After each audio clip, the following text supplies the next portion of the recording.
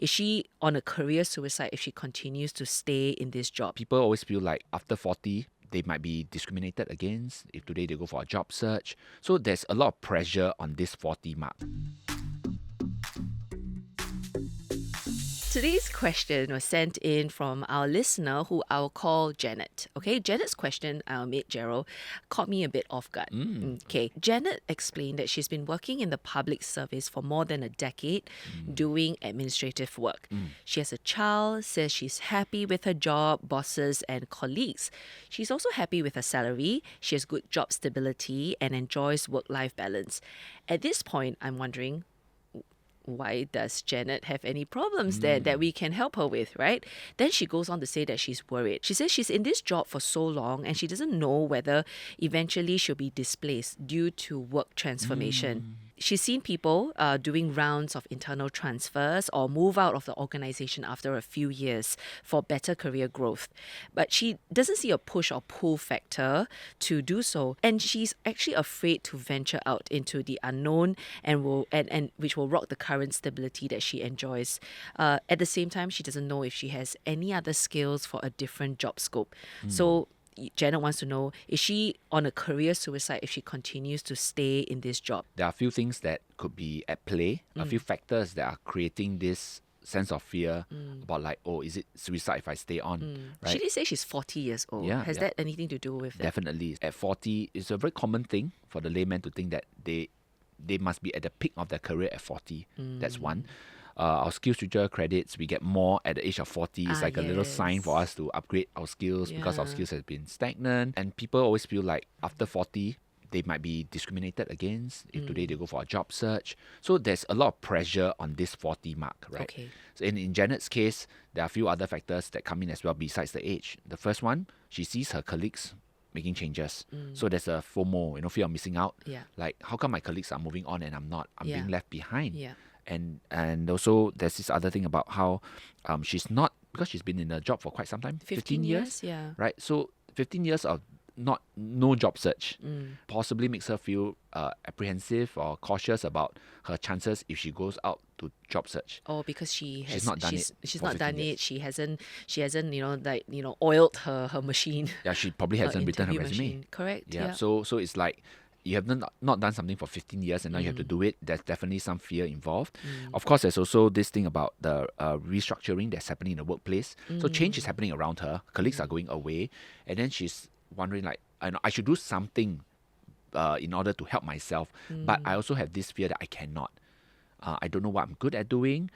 I'm afraid I cannot survive a job search, right? And of course, even her work-life balance, she's got a nice work-life balance. She don't want to rock that boat. I see. So that's why there's this like push and pull conflict, Yeah. feelings of conflict.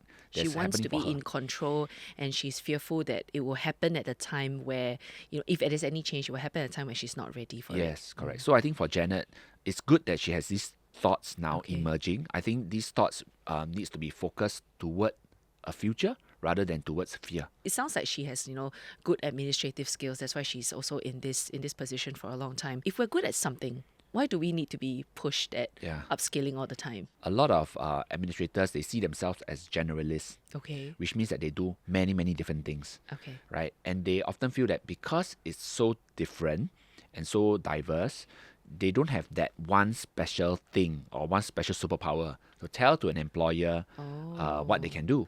And they also feel like they are not so sure about what's that one job or the next thing that they should be gearing towards because they've done so many different things, right? I see. Yeah, so administrators often have this dilemma lah. It's interesting because I would think that I'm a specialist, right? I can do this job well. It feels like the grass is always greener on the other side. Like a generalist would be better, would be better placed in having a job. At least there's a job. Whereas like for somebody like me, a specialist, the number of jobs that are available for me, the pool is a lot smaller. Like how you said, right, the grass is greener on the other side. I think the generalists wish that they're specialists. The specialists think that they should be a generalist as well.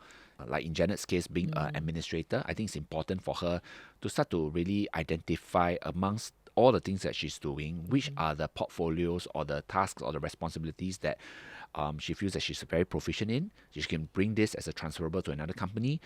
She could also think about what are the things that she prefers to do more of in terms of enjoyment, in terms of things that she feels more naturally inclined to do. And then maybe when she has kind of thought about her work in that sense, then maybe she won't feel that much of a generalist. I see. She feels like there's some things that sticks more with her, and these things should be replicated if today she moves on into another role. You were saying, find something that she likes doing and that she's good at, and then go and get the extra Yes. training to get better at. Yes, we always these say that things. there's a difference between competency, which is proficiency, and our interests, like our preferences. We could like to do something, but we are not good at doing it yet.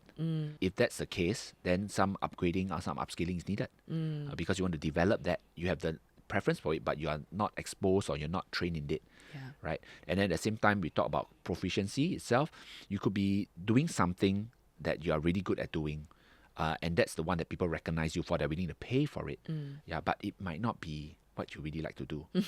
Right? Yeah. So you kind of need to have a clear distinction on this. Well, Janet, firstly, I want to assure you that it's great that you love your job. Do continue to love your job. Do continue to do the best that you can at your work. And I can see that work doesn't shape your identity. So that's healthy. If Gerald's advice helps you, if some of these things resonate with you, do let us know again. We'd love to hear back from you. And if you out there also have a work-related question just like Janet, please write in to us. We are at cnapodcasts@mediacorp.com.sg. I'm Gerald. And I'm Tiffany. Have a good work week ahead.